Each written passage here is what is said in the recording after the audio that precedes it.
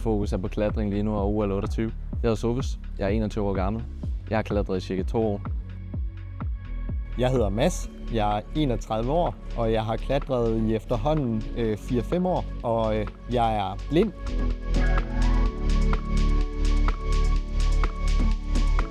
Følelsen i kroppen, når jeg klatrer, det er en følelse af sådan dyb koncentration.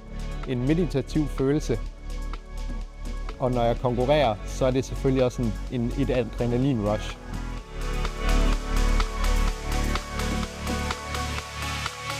Det, der motiverer mig for at klatre, det er selvfølgelig den her kreative proces, det er at nå til toppen af en klatrevæg, men jo også at repræsentere Danmark, når jeg tager ud og konkurrerer.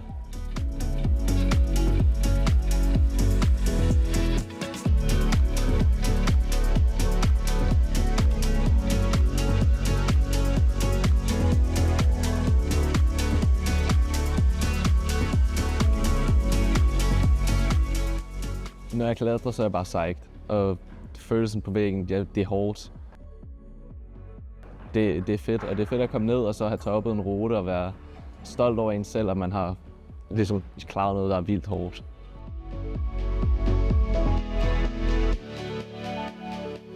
Min ambition og min drøm, det er jo nok at deltage i PL 28. Det kunne være voldsomt fedt, og det jeg prøver at arbejde hen imod lige så stille. Og så igen i 32 selvfølgelig kunne også være mega fedt. Jeg er jo heldigvis ikke så gammel endnu.